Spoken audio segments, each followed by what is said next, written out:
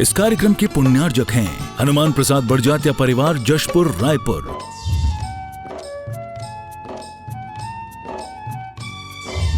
राजकुमार सुधा जैन, विनोद संजना जैन, दिलीप सीमा जैन, रासु शीतल, राहुल अदिति, पुष्पा विमल पांड्या इंदौर, स्नेहलता विकास काला जयपुर, ममता सुरेश सेठी कोलकाता, सानू अमित जैन सूरत, पूर्वा हर्ष हितांश पाटनी कोलकाता, सलोनी हर्षवर्धन जैन आगरा, वेदिका यश पाटनी नागपुर, रचित मौलिक जीनांश वांशिक धैर्य वंदित जैन। संत शिरोमणि आचार्य गुरुवर विद्यासागर जी महामुनि राज की, समस्त आचार्य संघ की।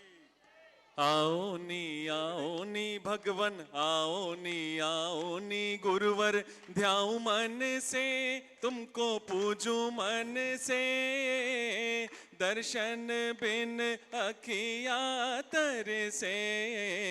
आओ नी भगवन, आओ नी गुरुवर, ध्याऊं मन से तुमको पूजू मन से, दर्शन बिन अखिया तरसे। आओ नी भगवन, आओ नी गुरुवर। बोली देवादिदेव 1008 शब्देव भगवान की।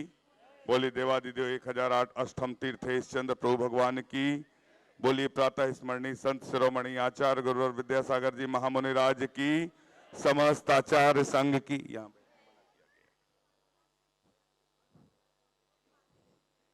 सभी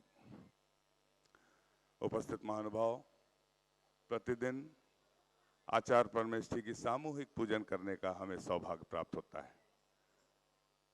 आचार्य भगवान के आशीर्वाद से छत्तीसगढ़ के इस नवोदित चंद्रगिरी तीर्थ पर भव्य मंदिर का निर्माण हो रहा है, भव्य त्रिकाल चौबीसी का निर्माण हो रहा है, भव्य सहस्कूट का निर्माण हो रहा है।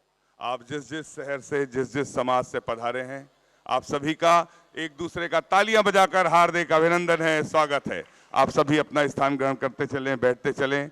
हम सभी को आचार्य परमेश्वरी की सामूहिक पूजन करने का सौभाग्य प्राप्त होगा। उसके पहले कुछ मांगलिक अवसर हमें प्राप्त होते हैं। मैं आमंत्रित कर रहा हूं श्री विजय कुमार जी जैन, नीलम जी जैन, जयपुर डीमापुर से। आप आए, आचार्य भगवान के कर कमलों में सास प्रदान करने का सौभाग्य प्राप्त करें। जिनवाणी जग मैया जन्म दुख मेट दो, जिनवाणी जग मैया जन्म दुख मेट दो, जन्म दुख मेट दो, मरण दुख मेट दो, जन्म दुख मेट दो, मरण दुख मेट दो, जिनवाणी जग मैया जन्म दुख मेट दो। बोले द्वादशांग जिनवाणी माता की जय। हाथ में।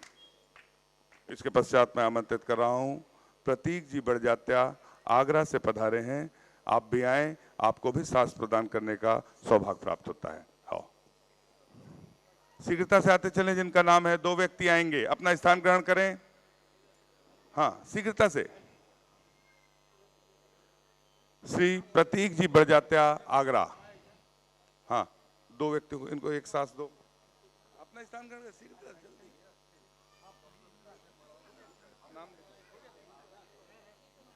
श्री सुभाष कुमार, तरुण कुमार, सचिन कुमार, पुलकित कासलीवाल, हावड़ा से पधारे हैं।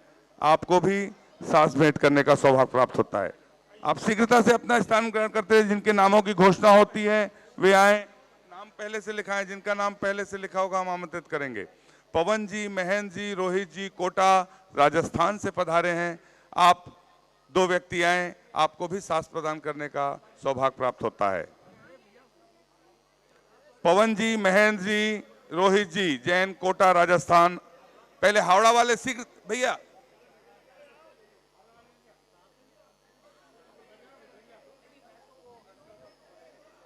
आप लोग जितने भी लोग खड़े हैं सब इधर बैठ जाइए। नहीं, पहले अब नहीं लिखा जाएगा नाम, पहले से जिसका लिखा रहता है वो नाम लिखते हैं। शीघ्रता से हावड़ा वाले आ जाएं।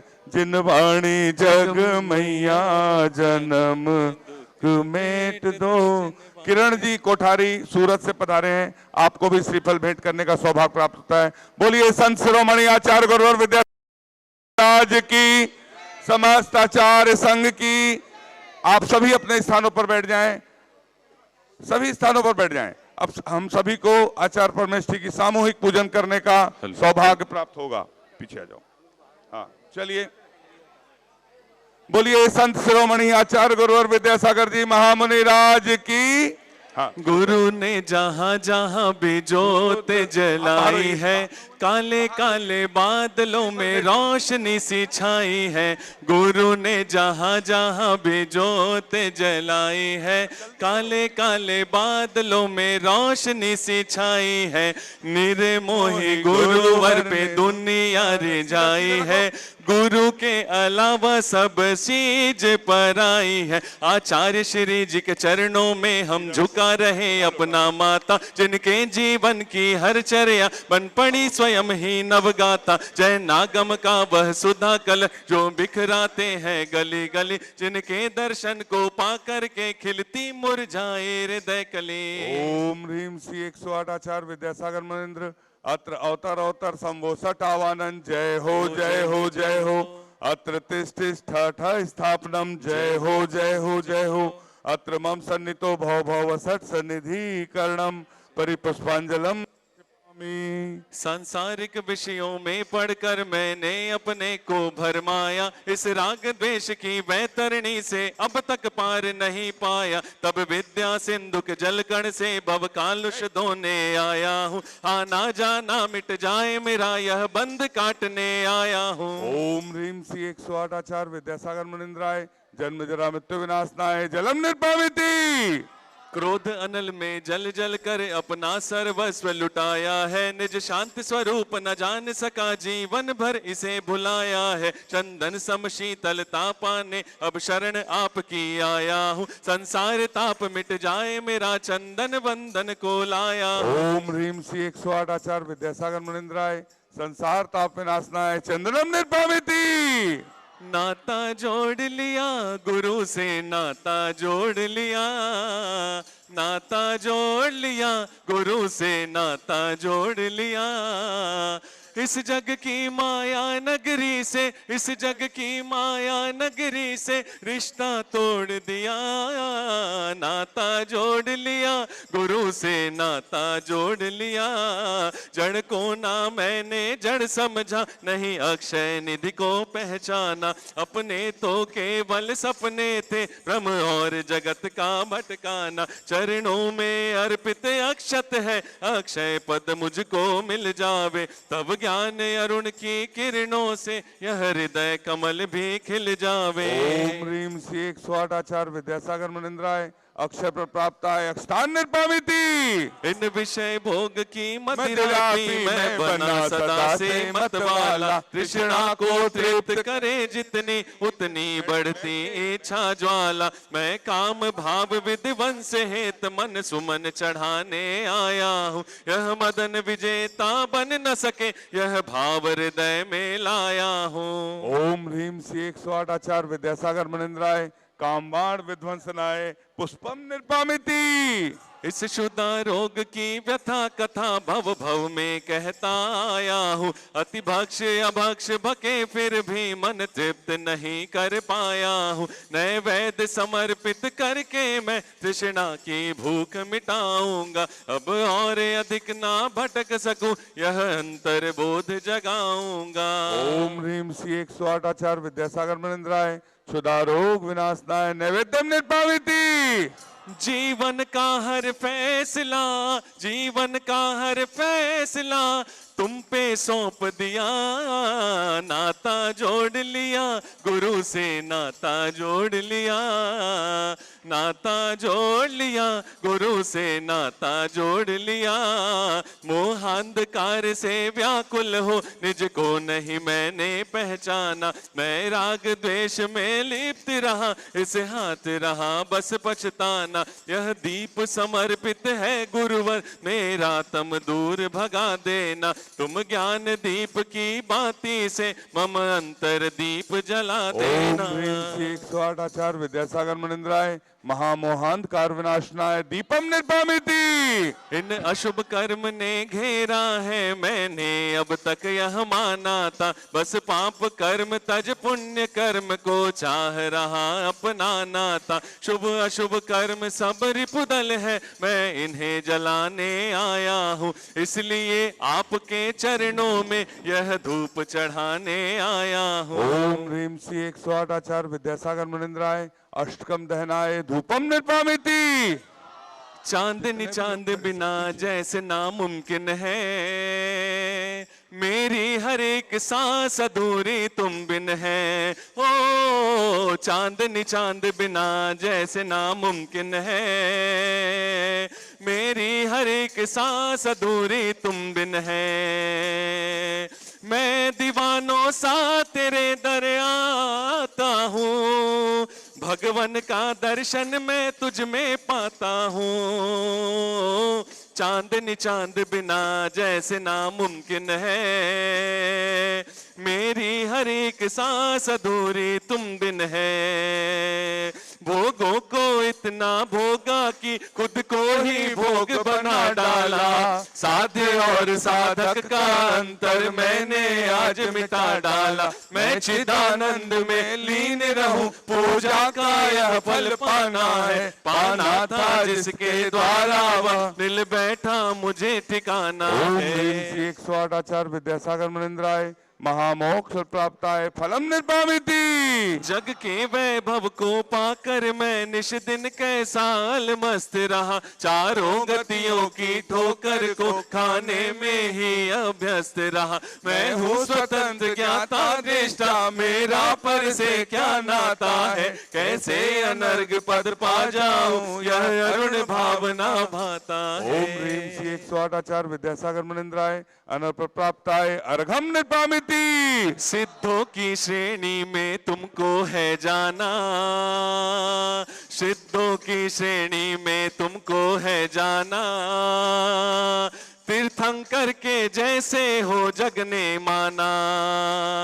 भावों की निर्मल सरिता में अवगाहन करने आया हूँ। सबका सारा दुख दर्द हरो, यह अर्घ भेंटने आया हूँ। हे तपोमूर्ति, हे आराधक, हे योगीश्वर, हे महासन, हे अरुण कामना देख सके युग युग तक आगामी वसन। ओम ह्रीम श्री 108 आचार्य विद्यासागर मुनिंद्राय जय माला पूर्णार्घम निर्वामिति।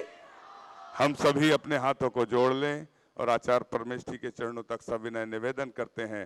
हे आचार्य परमेष्ठी, अपनी अमृतमयी वाणी से हमें कृतार्थ करने की अनुकंपा करें। हे भगवान नमोस्तु नमोस्तु नमोस्तु। सिद्धेभ्यः ओम नमः सिद्धेभ्यः ओम नमः सिद्धेभ्यः ओम नमः सिद्धेभ्यः।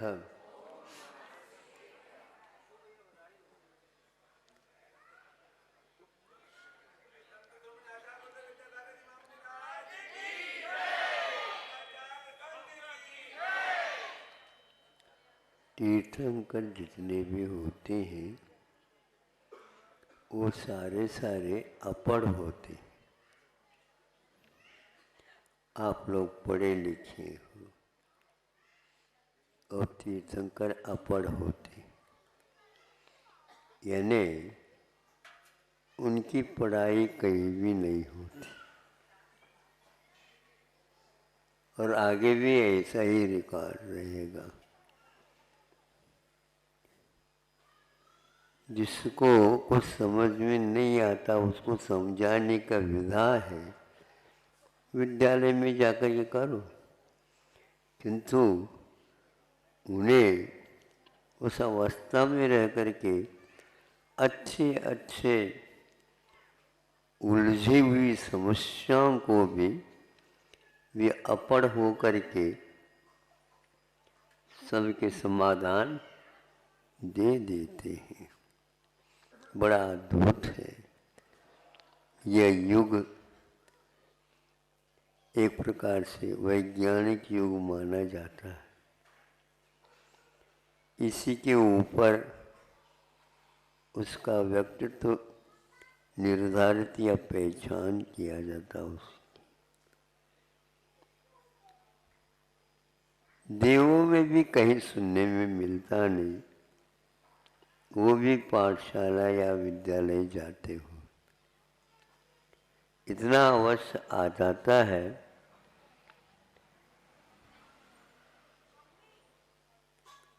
वो गुरु कहलाते हैं। वो स्वर्ग में बृहस्पति ये वार के ऊपर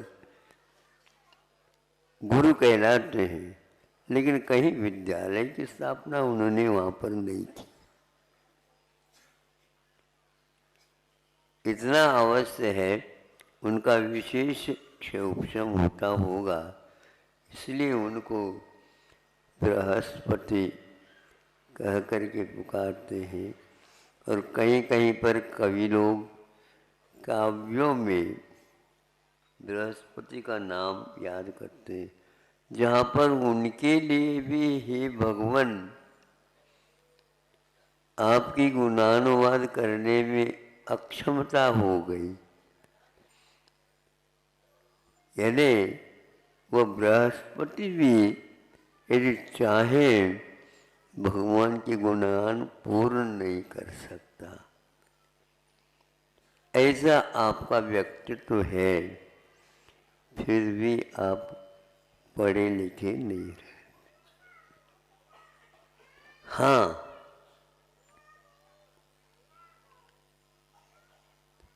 समझ में नहीं आता ऐसे नहीं, समझते नहीं, इसीलिए विद्यालय खोल करके उनको समझाया जाता है। और समझाने के उपरांत भी जिसको समझ में नहीं आती है, तो हम तुम जैसे में उनका समावेश हो जाता है। आप अपने आप को पढ़े लिखे मत समझो। एक हाइकू बहुत दिन पहले लिखा था, उसमें से कुछ इसमें हम तथ्य समझ सकते हैं। किसी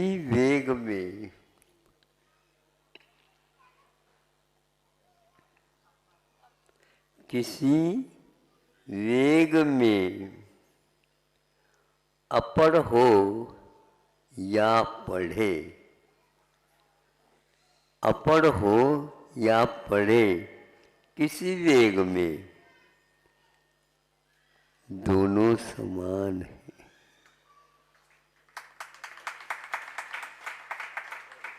अपढ़ को भी उसी श्रेणी में भी हम रख सकते हैं और उसी श्रेणी में और देखते रहते हैं।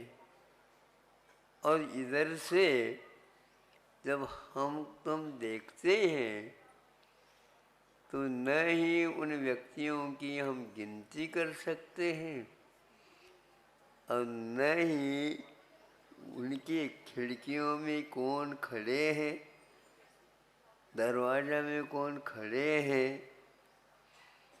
और रेल के, सुन रहे हो आप, रेल के डिब्बे कितने हैं उनकी गिनती भी नहीं कर सकते,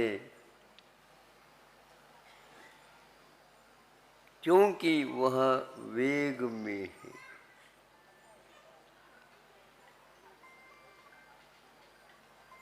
तो आज का युग, आज के बच्चे, आज संतान पढ़े लिखे कुछ भी हो, माता पिताओं की कोई बात सुनते नहीं है, क्योंकि वह वेग में है।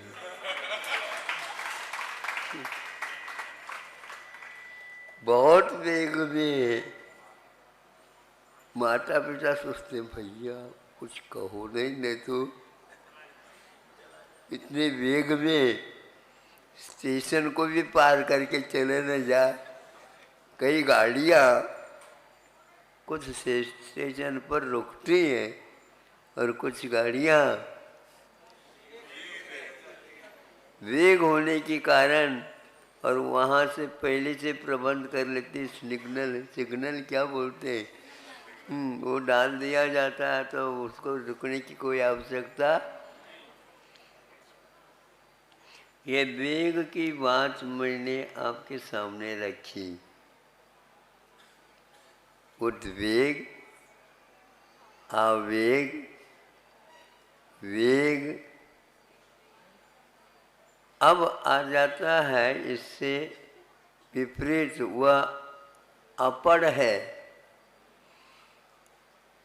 और जिसके पास संवेग है, जिसके पास निर्वेग है,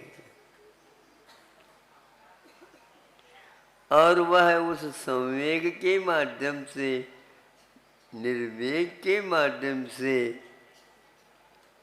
दूसरे को शांत कर सकता है, किंतु उद्वेग के माध्यम से शांत को भी अशांत किया जाता है। आप कौन सा कार्य कर रहे हो बताओ? ध्यान रखो, ज़्यादा करोगे हमारा माथा तप जाएगा।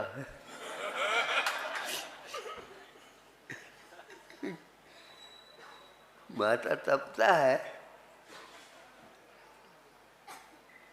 और जो संवेग के माध्यम से तपने के बाद भी उसको बहुत जल्दी शांत करने की क्षमता, बड़ी बड़ी सभा को भी एक व्यक्ति संवेग वाला शांत बिठा सकता है। जहाँ पर समूह शरण में सिंह भी बैठा है, गैया भी बैठी है।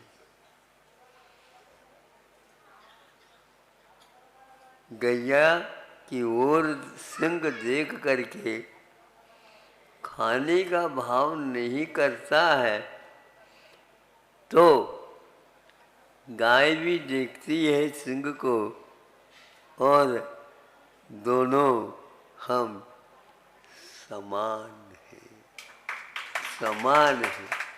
एक राजा और एक राजा की प्रजा दोनों एक हो जाते हैं, उसका नाम समूह शरण है।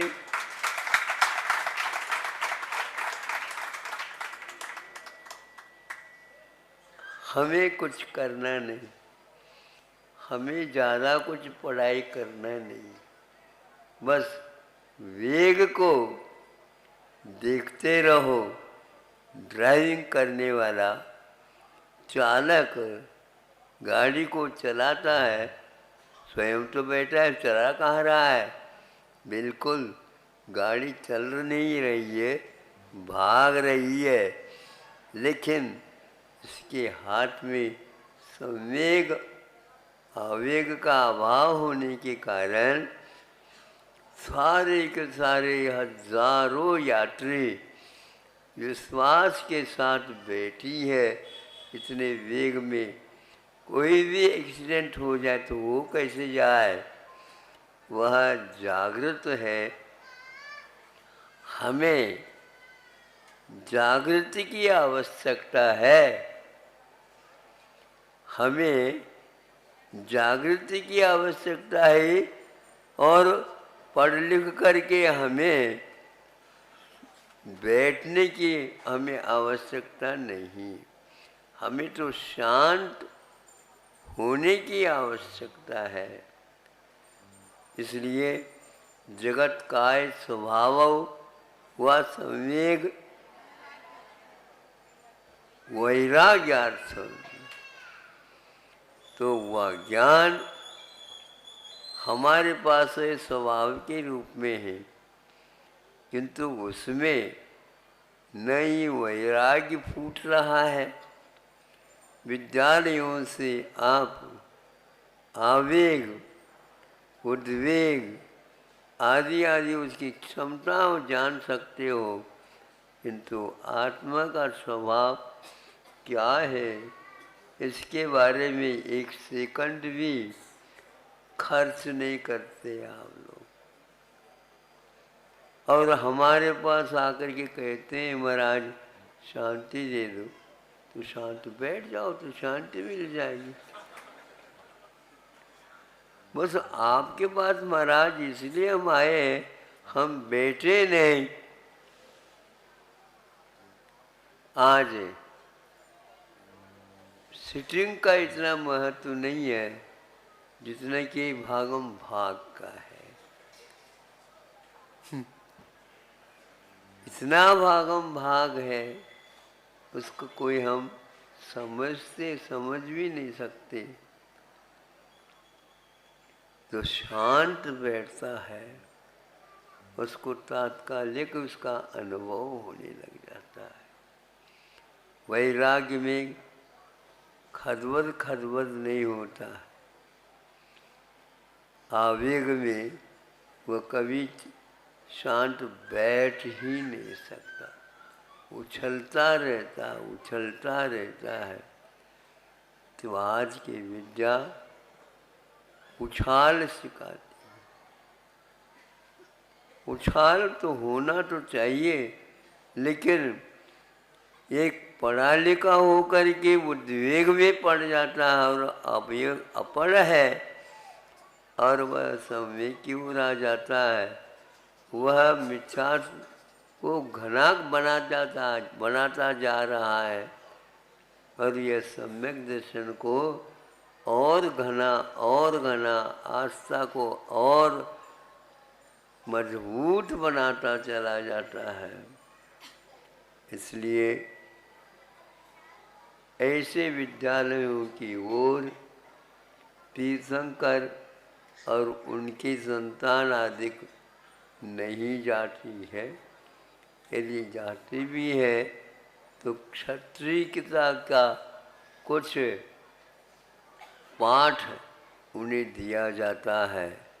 यही एकमात्र जो व्यक्ति अशांत होकर के दुशांत को भी अशांत बना रहा है, उसके लिए क्षत्रियता काम करती है।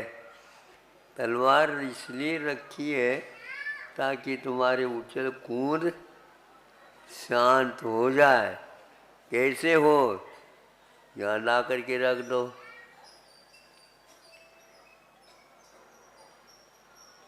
आज छुप छुप करके छापा डाला जाता। पता छापा क्या मानो? रेड है, अच्छा रेड हो गया, वो वाइट नहीं है। आप उसको रेड रखा है इसलिए निकाल दो, रख दो। और पहले क्या करते थे? पहले से ही नियम दिलवा देते थे। तो ये वो क्या कहता, व्यापारी व्यापार करके आ जाता है, लेकिन मौलिक जो कोई भी वस्तु है उनको वह अपने पास न रख करके राजकोष में ही वह जाए, राजा के सामने भेंट के दे देते। बरसों व्यापार करके आते हैं, जहाज भर करके लिए आते हैं, किंतु ये सब भगवान राजा को भी भगवान प्रभु दीनानाथ ये कह करके ये सब आपका है। तो वो चुन करके राजकोष में पहुंचा देता। राजा हीरा मोती माणिक इत्यादि को पहन तो लेता है, लेकिन पहनाव के अलग है। और राजकोष में जो रखा जाता है वहाँ पर ताला लगा दिया जाता है, लेकिन चाबी कभी भी नहीं रखता। कौन? राजा। क्योंकि उसके पास तो तलवार और ढाल रहता है। पढ़ा लिखा नहीं रहता, इसलिए अपने आप ही राजा का काम हो जाता है। उनको कहीं न्यायालय में जाने की आवश्यकता नहीं है, उनको स्वयं न्यायाधीश पद मिला है और वह क्षत्रियता को कभी नहीं छोड़ता। पर बढ़िया लोग क्षत्रियता का रहस्य नहीं समझते। सुन रहे हो? हाँ, आप तो केवल तोलना जानते हैं, और तोल में भी यदि मान लो और कमाई ज़्यादा करना है, डंडी मारना चाहिए।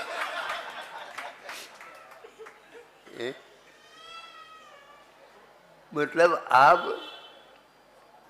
किसी को मारते नहीं, तो ऐसे मार देते हैं डंडी मारने के उपरांत। फिर आप क्या करें? इसलिए सम्यक दर्शन की प्राप्ति के लिए बार बार मैं कहता हूँ, संवेग निर्वेग की आवश्यकता है, वेग को कम करने की आवश्यकता है, और शांत बैठने से ही विशुद्धि लब्धि प्राप्त हो जाती है। और विशुद्धि लब्धि के बिना सम्यक दर्शन की भूमिका बनती नहीं है। इसलिए चुप बैठो। चुप बैठो क्यों? चुप बैठने से ही ज्ञात होता है कि कौन किसका कर्ता, कौन किसका अधिकारी स्वामी, और कौन किसका भोक्ता।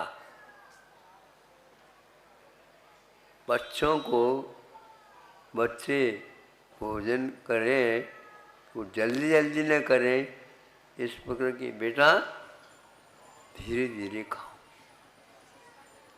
ताकि पच जाए।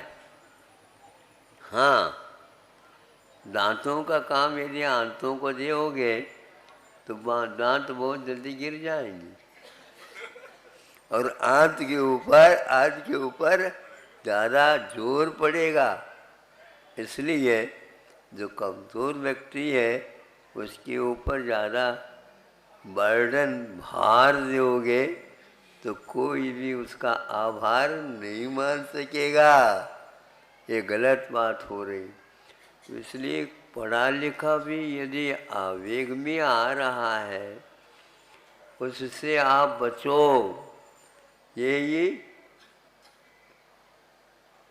आर्यों के साथ संगति रखने के लिए हमें उपदेश दिया गया है।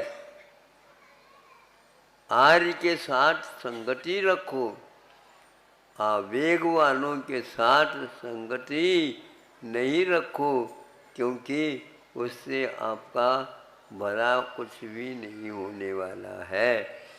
संगति अच्छी बनाए रखो। इसीलिए कहा तो वह पढ़ाई जो हो रही है और कोई संगति उसमें मिलती ही नहीं। सब विसंगतियाँ, पिताजी माँ आदि शांत है और आज युवा शक्ति अशांत है। इतनी अशांत है इसको हम कह नहीं सकते। तो स्वर्गों में भी हमेशा विशुद्धि ऊपर ऊपर बनी हुई रहती है, इसलिए उनको पाठशाला की कोई आवश्यकता नहीं होती है। और जो पढ़े लिखे होकर के इधर उधर के बातें करने वाले, उनके कारण अशांति फैल जाती है। इसके लिए रखा है जो वृत्ति बना है वह वृत्ति बनने के उपरांत शांति के साथ रहे तो उसका चारित्र ज्यों का त्यों बनाए रह सकता है। किंतु जो व्यक्ति इससे विपरीत चलता है तो वह अशांत स्वयं भी है। ऊपर ऊपर जाओ तो वेग कम रहता है, उसमें भी यदि मान लो वेग रहता है तो आचार्य कहते हैं वह उसकी कमी है। तो जो व्यक्ति शांत बैठा है सम्यक दर्शन को प्राप्त कर सकता है। जो वेग में बैठा है पढ़ा लिखा होकर के भी उसे वह सम्यक दर्शन प्राप्त नहीं होगा। इतना ही आज का कहना है। कल का क्या पता, ये आकुलता अभी क्यों लगाए, क्या है। कल के बारे में यदि व्यक्ति शांति बनाए रखना चाहता है, कम से कम आज उसको ज़्यादा पढ़ना नहीं, बहुत पढ़ना नहीं। गुरुजी क्या कहते थे, बहुत बार पढ़ो। बहुत पढ़ना नहीं, बहुत बार पढ़ो। इसका अर्थ मैं ये समझता हूँ द्वादशांग बहुत बार है, किंतु द्वादशांग को बहुत बार पढ़ो तो नमोकार मंत्र भी पर्याप्त है। इसलिए आप लोग वेग, उद्वेग, आवेग से बचियो, संवेग और निर्वेग के साथ अपना जीवन यापन करो। अहिंसा परमो धर्मः।